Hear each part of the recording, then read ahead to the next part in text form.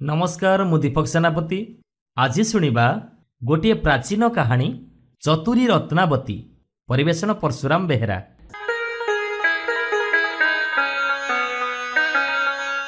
गरीब लोकटिए तार रत्नावती बोली गोटे झील थिला। सते कि गोटिए चाउल गढ़ा ता रूप तेजरे अंधार घर भी आलु हो जाउथिला। राइजर केते लोक ताकू बाहा हवा पई चाहि बसी थांती। रूपकू पुणी गुण बळे बारियाडे 25 हाथ गहिरर गातटीए खोली थाए आउ पण करि थाए। जीए एई खालकू धन दरबरे भरीदब मु ताकू बाहा हेबी। ए कथा शुणी समस्ते पछेइले। बाहा हेबे बोली कण मागी खाइबे? धन दरब सबू नेई ता दुआरे ओजाड़ी देई खाली सुंदरी स्त्रीटीए नेई कौन करिवे? सेई गाँ रे गोटे साधव पुओ थाए। सी माँ बाप छेउंड। हाँ से थिला भारी फुला फांकिया। कौ कथा को तार खातिर नहीं। रत्नावतीर रूप देखी सी एक बार बातुल हो गला। घरे जहा टंका पैसा मणिमुक्ता थिला सबू नहीं रत्नावतीर से बारियाडे खोली खाल भरिला। तेबे भी से खाल पुरिलानी। जमी बाड़ी घर द्वार सबू बिकी शेष से खाल भरीदेला। रत्नावती को बाहा हेई महासुखरे घर द्वार कला। सी तो साधव घरर पुओ घीओ खाई दूधरे हाथ दउथिला। रत्न पलंकरे आंठुए बहल सेज उपरे निद जाउथिला। केवल रत्नावती पाई से सबु त्याग कला। पतर कुड़ियारे रहिला। भोई सेजरे शोइला। तारी मुहको चाही सबु दुख भूलीगला। रत्नावती बड़ चतुरी। सी सिना मन बिड़ुथिला ता बरर एते एते दुख से सही पारलानी। बजाररू बढ़िया कना आनी सुंदर पोशाक हले तैयारी कला। स्वामी हाथ ताकू बिकिबाकू देई कहिला याकू 500 टंका दर कहिबो ताहेले जाई बिकिबो। साधव पुओ से पोशाक को नहीं राइज जाक बुलिला। जे एडे सुंदर पोशाक देखे सी पचारे ये केते टंका? साधव पुओ किछि न कही चली जाए। एमिति जाई जाई से राजदरबार रे हाजर हैला। राजा एडे सुंदर पोशाक देखी आगे आपना देह को कंटी बसिले। आउ साधव पुओ को पचारिले सत कह ए पोशाक तू कोठु आनिछु? साधव पुओ कहिला मो स्त्री रत्नावती ए पोशाक तैयारी करी मते बिकिबाकू देइछि जहार दर 500 टंका। रत्नावतीर सुंदरपण कथा राजांक कानकू भी आसीथिला। एबे ए पोशाक देखी तांको मन संभाली हेलानी। सांगे सांगे साधव पुओ को बंदीशाला रे बंदी करी रखिले। मालुणी की डकई आनी कहिले जा रत्नावती को आज आनी मते देले तते मु ए राइजरे रखिबी नहले तो गालरे चून कला देई तते राइजरू बाहर कर देबी। मालुणी सांगे सांगे ए कथा सुनी सुआरी सगड़ नहीं रत्नावती पाखरे हाजर हैला। छल करी आखिरु लुह गड़ई कहिला झीलो तो गेरस्थ आज दरबार को लुगा बिकी जाइथिले। रजा घर पाट हाथी आज की 8 दिन हैला बाइया हेई बुलुछि। ताकू थोड़ पाहुलरे टेकी नहीं पादरे दली चकटी देइछि। आहा रकत नई भासी जाउछि। तते देखिबाकू बिकल हेई खोजुछि। रजा तते घेनी जीवा पई सुआरी सगड़ देई मते पठेइचंती। स्वामींकर एमिति अवस्था कथा सुनी रत्नावतीर बुद्धि हजिगला। कांदी कांदी जाई से मालुणी सांगरे सुआरी रे बसिला। मालुणी उआस दुआरे सुआरी भिड़िला। राजा ता बाट चाही बसिथिले। जेमिति रत्ना को पाइले गोटे निरला घर को नहीं ताकू चाबी पकईदेले। एथर रत्नावती सबू बुझी पारला। ताकू भारी भय लागिला। निरीबुद्धि आनी पणरे तो घरू गोड़ काढ़ी एणिकिया उपाय कौन? राजा एणे साधव पुओ को जीवनरू न मारी 500 टंका दे विदा करदेले। साधव पुआ आसी देखिला जे ता घरे रत्ना नाही। हा रत्नावती तू मते एका छाड़ी दे कुआडे गलु? एमिति कही से कोरी कोचाड़ी ही कांदिला। एणे तेणे बहुत खोजिला। शेषकू ताकू न पाई बाइया ही की बुलिला। एणे राजा रत्नावती को बाहा हबाकू बसिले। रत्नावती देखिला आउ किछि उपाय नाही। न मंगिले कण रजा छाड़िबो? हेले से फिकरटीए पांची कहिला जदि श्री छामु ए दासी को पाद तले ठाब देबे एड़े बड़ भाग्य मोर काहीं? कुड़िया घर छाड़ी एड़े बड़ नअरे रहिबी। राइजर राजांकू पतिपणरे पाइबी। आउ से मागी खियाठारे मोर कौन अछि? हेले मोर गोटे व्रत अछि। 4 मास पर्यंत गोटिए घरे मु एकुटिया रहिबी। कौनसी पुरुषर छाई मो देहरे पड़िबनी। नीति सकाळे दुखी रंकी को किछि दान खैरात करिबी। ब्राह्मण भोजन करैबी। अखंड दीप जाली शिव पूजिबी। मते किछि धन दियंतु आउ अलगा करी घर खंडे तोळई दियंतु। आजिठु जो दिन 4 मास पुरिब सेई दिन मु आपणक राणी हेबी। राजा रत्नावतीर कौल कथारे भूलीगले। सी कौन आउ जानिचंती जे सारू भितर मारू अछि बोली। गाँ मुंडरे गोटे नअर तोलैदेले। दासी पोइली धन रत्न सबू खंजीदेले। रत्नावती को नहीं सेठी रखेइले। जगुआल जगेइले। एणे रत्नावती सूत्र खंजिला। गोटे पोइलू को हाथ करी साधव पुओ को खबर देला जे काली राति अधकू तमे आसीब, आमे दी जण जाक राइज छाड़ी कुआडे पळेइबा। जगुआली एकथा जानी पारला। ठिकणा बेलकू से सेठी आसी लुचिकी ठिया हेइथिला। दुईटी घोड़ा सज हेइची। पद्मावती गोटे करे बसिला। साधव पुओ को आर घोड़ारे बसिबाकू इशारा देई से घोड़ारे छाट मारिला।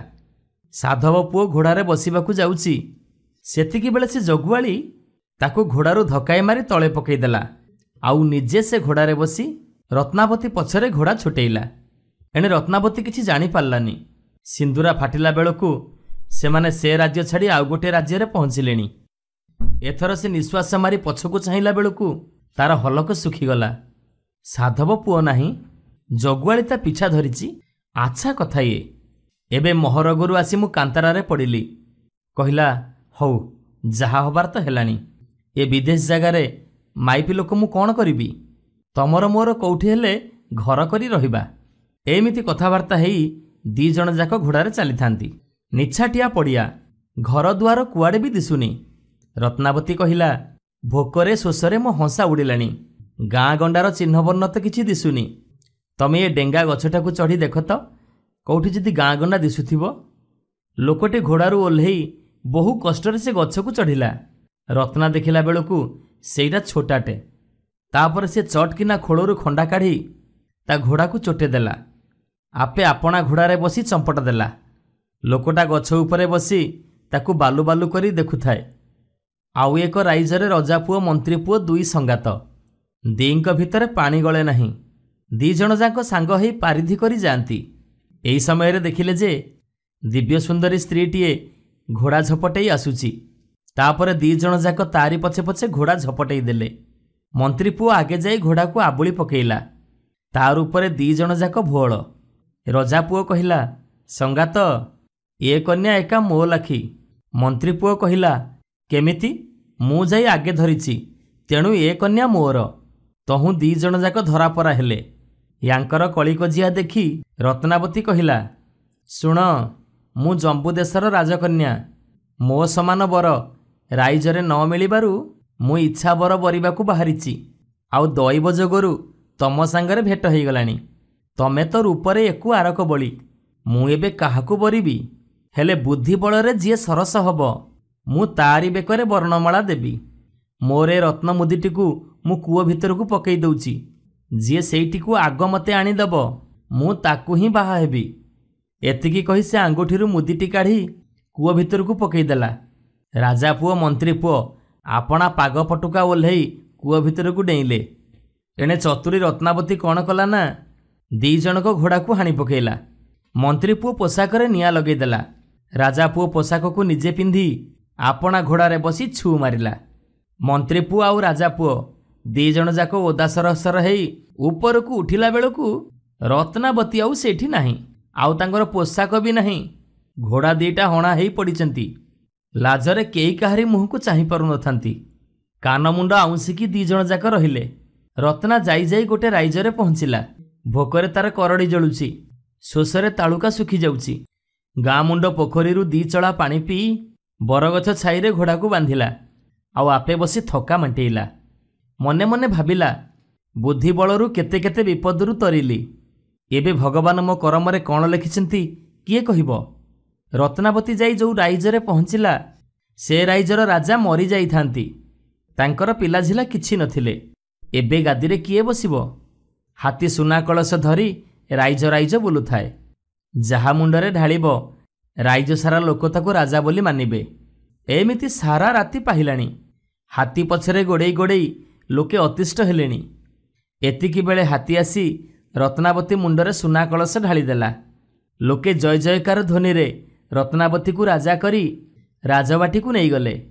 भितिरी कथा केही जानंतिनी। रत्नावती राजा हेई प्रजा पालुथाए।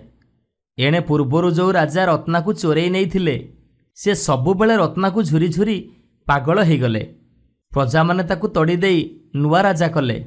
ସେ ରତ୍ନାକୁ ଖୋଜି ଖୋଜି ବାହାରିଲେ। ଏଣେ ସାଧବ ପୁଅ ତ ରତ୍ନାବତୀକୁ ନ ପାଇ ବୁଲୁଛି। ସେ ତାଙ୍କରି ସାଙ୍ଗରେ ସାଥୀ ହେଲା। ବାଟରେ ଆସୁ ଆସୁ ଛୋଟାକୁ ଭେଟିଲେ। ତାଠାରୁ ସବୁ କଥା ଶୁଣିଲେ। ଛୋଟା କହିଲା, ଭାଇ ମୋତେ ତମ ସାଙ୍ଗରେ ନିଅ, ମୁଁ ତମ ସାଙ୍ଗରେ ତାକୁ ଖୋଜିବି। ଏମିତି 3 ଜଣ ଯାକ ସାଙ୍ଗ ହେଇ କିଛି ବାଟ ଗଲା ପରେ ରାଜା ପୁଅ ମନ୍ତ୍ରୀ ପୁଅକୁ ଭେଟିଲେ। ସେ 2 ଜଣ ବି ପାଗଳଙ୍କ ପରି ରତ୍ନାବତୀକୁ ଖୋଜୁଥାନ୍ତି। ଏ 3 ଜଣଙ୍କ ଠାରୁ ସବୁ ଘଟଣା ଶୁଣି ସେ 2 ଜଣ କହିଲେ, ଚାଲ ଆମେ 2 ଜଣ ବି ତମ ସାଙ୍ଗରେ ଯିବୁ। ଏମିତି 5 ଜଣ ସାଙ୍ଗ ହେଇ ଚାଲିଲେ। ଯାଉ ଯାଉ ରତ୍ନାବତୀ ଯେଉଁ ରାଜ୍ୟରେ ରାଜା ହେଇଛି ସେଇ ରାଜ୍ୟରେ ପହଞ୍ଚିଲେ। ରତ୍ନା ଜଗୁଆଳି ଜଗେଇଥାଏ। ଯିଏ ଯୁଆଡ଼ୁ ବିଦେଶୀ ଆସିବେ ତାଙ୍କୁ ଆଗ ଧରି ଆଣି ନଅରରେ ହାଜର କରେଇବ। ସିପାହୀମାନେ ଇଏ 5 ଜଣକୁ ଧରି ଆଣିଲେ। ରତ୍ନା ଆଢ଼ୁଆଳରେ ରହି ଏମାନଙ୍କୁ ଚିହ୍ନି ପାରିଲା। ଆପଣାର ନାରୀ ମୂର୍ତ୍ତିଟି ଗଢ଼େଇ ନଅର ଦୁଆରେ ରଖେଇଥାଏ। 4 ହାତରେ ଏମାନଙ୍କୁ ସବୁ ସେଇଠିକି ପଠେଇଦେଲା। ଏଣେ ଆଢ଼ୁଆଳରେ ଥାଇ ସେ ସେମାନଙ୍କ କଥା ସବୁ ଶୁଣୁଥାଏ। କିଏ କ'ଣ କହୁଛି। ଇଏ 5 ଜଣ ଯାକ ରତ୍ନାବତୀର ମୂର୍ତ୍ତିକୁ ଦେଖି ମୁହଁ ଚାହାଁ ଚାହିଁ ହେଲେ। ଇଏ ମୂର୍ତ୍ତି ଏଠି କେମିତି ଆସିଲା? ରତ୍ନାକୁ ଖୋଜିବାକୁ ଆସିଥିବା ରାଜା କହିଲେ, କେଡ଼େ ଚତୁରୀ ଲୋ ତୁ, ଜଗୁଆଳିଙ୍କ ଆଖିରେ ଧୂଳି ପକେଇ ଚାଲି ଆସିଲୁ। ତୋରି ପାଇଁ ମୋ ମାନ ମହତ ସବୁ ଗଲା। ଶେଷକୁ ମୋ ରାଇଜ ଛାଡ଼ି ମୁଁ ତତେ ଖୋଜୁଛି। ତତେ ଯଦି ମୁଁ ଏବେ ସାମ୍ନାରେ ପାଆନ୍ତି ଟିକି ଟିକି କରି କାଟି ରକ୍ତରେ ଚିତା ଘେନନ୍ତି, ତେବେ ଯାଇ ମୋ ରାଗ ସୁଝା ପଡ଼ନ୍ତା। ଛୋଟା କହିଲା, ମୋତେ ତୁ ଗଛକୁ ଚଢ଼େଇ ଦେଇ ଛୁ ମାରିଲୁ। ତତେ ପାଖରେ ପାଇଲେ ଗୋଟିଏ ଗୋଇଠାରେ ତ ଖୋପୁଡ଼ି ଉଡ଼େଇ ଦିଅନ୍ତି। ରାଜା ପୁଅ ଆଉ ମନ୍ତ୍ରୀ ପୁଅ କହିଲେ, ଆମ 2 ସଙ୍ଗାତଙ୍କ ଭିତରେ କଳି ଲଗେଇ ଦେଇ ଆମକୁ କାବୁ କରି ତୁ ପଳେଇ ଆସିଲୁ। ଆମ ଘୋଡ଼ା ନାହିଁ କି ଆମ ପୋଷାକ ନାହିଁ, କୋଉ ମୁହଁରେ ଆମେ କେମିତି ରାଇଜକୁ ଫେରିବୁ? ତତେ ଆଗରେ ପାଆନ୍ତୁ କି ଏଇଠି ତୋର ନାକ କାନ କାଟି ଗାଲରେ ଚୂନ କଳା ଦେଇ ରାଇଜ ସାରା ବୁଲନ୍ତୁ। ହେଲେ ସାଧବ ପୁଅର ଆଖିରୁ ଧାର ଧାର ଲୁହ ଗଡ଼ି ପଡ଼ୁଥାଏ। ସିଏ କହୁଥାଏ, ଆହା ମୋ ରତ୍ନାବତୀ, ତୋ ଭଳି ଭାର୍ଯ୍ୟା କ'ଣ ମୋତେ ଆଉ କେବେ ମିଳିବ? ଏ ଜନ୍ମରେ ତୋର ମୋର ଆଉ କେବେ ଭେଟ ହବନି। ତୋ ବିନା ଏ ଜୀବନ ବଞ୍ଚି ଆଉ ଲାଭ କ'ଣ? ଏଣୁ ମୁଁ ଯାଇ ଗଙ୍ଗାରେ ଝାସ ଦେଇ ପ୍ରାଣ ହରାଇ ଦେବି। ଏମିତି କହି ସେ ମୂର୍ତ୍ତିକୁ ଟିକେ ଆଉଁସି ଦେଇ ସେଇଠି ମୂର୍ଚ୍ଛା ହେଇ ପଡ଼ିଗଲା। ଏସବୁ ଘଟଣା ଆଖିରେ ଦେଖିସାରି ରତ୍ନାବତୀ ସିପାହୀମାନଙ୍କୁ କହିଲା, କେଉଁ ଦେଶରୁ ଏ ଚୋର କି ତସ୍କରମାନେ ଆସିଛନ୍ତି, ରାଇଜରେ ବିତ୍ପାତ ଘଟେଇବେ। ୟାଙ୍କୁ ସବୁ ବାନ୍ଧି ଆଣ। 5 ଜଣ ଯାକ ବନ୍ଧା ହେଇକି ଆସିଲେ। ସେ ରାଜାଙ୍କୁ ଦେଖେଇ ରତ୍ନାବତୀ ସିପାହୀମାନଙ୍କୁ କହିଲା, ୟାକୁ ଟିକି ଟିକି କରି କାଟି ତା ରକ୍ତ ଆଣିଲେ ମୁଁ ଚିତା ଘେନିବି। ଆଉ ଛୋଟାକୁ ଦେଖେଇ କହିଲା, ୟାର ମୁଣ୍ଡଟାକୁ ଏଇଠି ମୋରି ଆଗରେ ଗୋଇଠା ମାରି ଛତୁ କରିଦିଅ। ରାଜା ପୁଅ ଆଉ ମନ୍ତ୍ରୀ ପୁଅ 2 ଜଣକୁ ପାଖେ ଲେଖାଏଁ ଖିଅର କରି ନାକ କାନ କାଟି ଗାଲରେ ଚୂନ କଳା ବୋଳି ଦେଶ ପାର କରିଦିଅ। ଯିଏ ଯାହା କହୁଥିଲେ ସିଏ ତା ଫଳ ହାତେ ହାତେ ପାଇଗଲେ। ସାଧବ ପୁଅକୁ ଉଆସ ଭିତରକୁ ଅଣେଇଲେ। ଚନ୍ଦନ କର୍ପୂର ଲଗେଇ ଗାଧେଇ ଦେଲେ। ପାଟ ପିତାମ୍ବରୀ ପିନ୍ଧେଇ ଅଗରୁ ଚନ୍ଦନ ଫୁଲମାଳରେ ବେଶଭୂଷା କରେଇଲେ। ନଅରର ଇଷ୍ଟଦେବୀଙ୍କ ଦେଉଳକୁ ନେଇଗଲେ। ସିଏ ଠାକୁରାଣୀଙ୍କୁ ମୁଣ୍ଡିଆ ମାରିବ କ'ଣ, ତାର ତାଳୁରୁ ତଳିପା ଥରୁଥାଏ। ଆଉ ମନେ ମନେ ଭାବୁଥାଏ, ଏଇଥର ମୋର ଆୟୁଷ ପୂରିଲା। ଏଥର ବୋଧେ ମୋତେ ଏଇଠି ବଳି ଦେବେ। ମରଣ କାଳରେ ସିନା କିଏ କୋଉ ଦିଅଁ ଦେବତାଙ୍କୁ ସ୍ମରଣ କରେ। ସାଧବ ପୁଅ କିନ୍ତୁ ରତ୍ନା ନାମକୁ ଗୁଣି ହେଉଥାଏ। ଆହା, ତୋ ମୁହଁ ମୁଁ ଆଉ ଟିକେ ଦେଖିପାରିଲିନି। ମୋତେ ତୁ ଛାଡ଼ିକି କୁଆଡ଼େ ପଳେଇଲୁ? ଏତିକି ବେଳେ ରତ୍ନାବତୀ ଆସି ତା ଗୋଡ଼ ତଳେ ପଡ଼ିଗଲା। ଦିବ୍ୟ ବେଶଭୂଷଣ ହେଇଛି। ସୁନା ରୂପା ହୀରା ଲୀଳା ଅଷ୍ଟ ଅଳଙ୍କାରରେ ତା ଦେହ ଝଟକୁଛି। ସାଧବ ପୁଅକୁ କୁଣ୍ଢେଇ ପକେଇ କହିଲା, ଆହା, ମୋ ପାଇଁ ତମେ କେତେ କେତେ କଷ୍ଟ ନ ସହିଲ। ଏତେ ଦିନ ପରେ ମୁଁ ତମକୁ ପାଖରେ ପାଇଲି। ଏତିକି କହି ରତ୍ନାବତୀ ନିଜ ମୁଣ୍ଡରୁ ମୁକୁଟ କାଢ଼ି ସ୍ୱାମୀଙ୍କ ମୁଣ୍ଡରେ ପିନ୍ଧେଇ ଦେଲା। ସେଇଦିନଠାରୁ ସାଧବ ପୁଅ ସେ ରାଇଜର ରାଜା ଆଉ ରତ୍ନାବତୀ ରାଣୀ ହେଇ ସୁଖରେ ରାଇଜ ପାଳିଲେ। ମୁଁ ପ୍ରଦୀପ ମଲ୍ଲିକ। ଆଜି ଶୁଣିବା ବଲାଙ୍ଗୀରର ଏକ ଲୋକକଥା, ନିତେଇ ଧୋବଣୀ କଥା। ପରିବେଷଣ ପରଶୁରାମ ବେହେରା।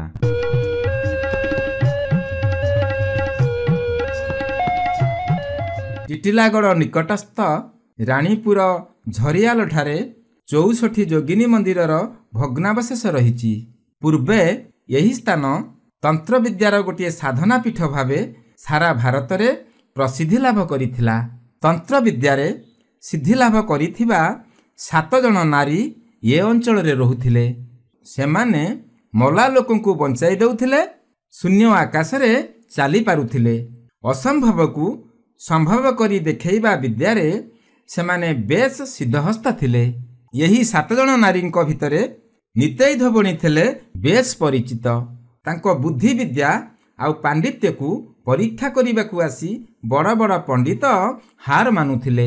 ଥରକର କଥା, ନିତାଇ ଧୋବଣୀ ଲାଭ କରିଥିବା ବିଦ୍ୟାକୁ ପରୀକ୍ଷା କରିବା ପାଇଁ ଜଣେ ପଣ୍ଡିତ ତାଙ୍କ ଘରେ ଆସି ପହଞ୍ଚିଲେ। ସେ ଆସିବା କଥା ପୂର୍ବରୁ ନିତାଇ ଧୋବଣୀ ତନ୍ତ୍ର ବିଦ୍ୟା ବଳରେ ଜାଣିପାରିଲେ। ତେଣୁ ପଣ୍ଡିତଙ୍କୁ ଆଚମ୍ବିତ କରିବା ପାଇଁ ସେ ନିଜ ବିଦ୍ୟାର ପ୍ରୟୋଗ କଲେ। ପଣ୍ଡିତେ ନିତାଇ ଧୋବଣୀଙ୍କ କବାଟରେ ଠକ୍ ଠକ୍ ଶବ୍ଦ କରି ଡାକ ପକାଇଲେ, କବାଟ ଖୋଲ। ଭିତରୁ ଉତ୍ତର ଆସିଲା, କିଏ ଡାକୁଛ? ଏବେ ମୁଁ ଚୁଲିରେ ଧାନ ଉଁସାଉଛି, କବାଟ ପେଲି ଦେଇ ଭିତରକୁ ଆସ। ପଣ୍ଡିତେ କବାଟ ପେଲିଲା କ୍ଷଣି ଖୋଲିଗଲା। ସେ ଭିତରକୁ ଆସି ଯାହା ଦେଖିଲେ ତାଙ୍କ ଆଖି ଖୁସି ହୋଇଗଲା। ସେ ସମୟରେ ନିତାଇ ଧୋବଣୀ ନିଜ ଗୋଡ଼ ଦୁଇଟିକୁ ଚୁଲିରେ ପୂରାଇ ଧାନ ଉଁସାଉଥିଲେ। ଚୁଲି ଭିତରେ ଗୋଡ଼ ଦୁଇଟି ହୁତୁ ହୁତୁ ହୋଇ ଜଳୁଥିଲା। ନିତାଇ ଧୋବଣୀ ପଣ୍ଡିତଙ୍କ ଆଡ଼କୁ କାଠ ପିଢ଼ାଟିଏ ଠେଲି ଦେଇ ବସିବାକୁ ଠାର ଦେଲେ। ପଣ୍ଡିତ ପିଢ଼ାରେ ବସି ବଲ ବଲ କରି ଦେଖୁଥାନ୍ତି। ନିତାଇ ଧୋବଣୀ ପଣ୍ଡିତଙ୍କୁ କହିଲେ, ଆଜି ଆମ ଘରେ ଖାଇବେ। ଅଳ୍ପ ସମୟ ଭିତରେ ମୁଁ ରୋଷେଇ ସାରି ଦେଉଛି। ଧାନ ଉଁସେଇବା ସାରିଦେଇ ନିତାଇ ଧୋବଣୀ ତାଙ୍କ ପୋଷ୍ୟ ପୁଅକୁ ଡାକ ପକାଇଲେ। ଛୋଟ ଗୁଲୁଗୁଲିଆ ପିଲାଟିଏ ଦୌଡ଼ି ଆସିଲା। ସେ ତାକୁ ଖୁବ୍ କମ୍ ସମୟ ଭିତରେ ପନିକିରେ ପରିବା ଭଳି କାଟି ପକାଇ ହାଣ୍ଡିରେ ସନ୍ତୁଳି ଦେଲେ। ଦେଖୁ ଦେଖୁ ନିମିଷକ ଭିତରେ ଭାତ ରନ୍ଧା ବି ସରିଗଲା। ନିତାଇ ଧୋବଣୀ ଥାଳିରେ ସେସବୁ ବାଢ଼ି ପଣ୍ଡିତଙ୍କ ଆଗରେ ଥୋଇଦେଲେ। ଏସବୁ ଦେଖି ପଣ୍ଡିତେ ମନା କଲେ। ତାଙ୍କ ମୁଣ୍ଡ ଘାବରେଇଗଲା।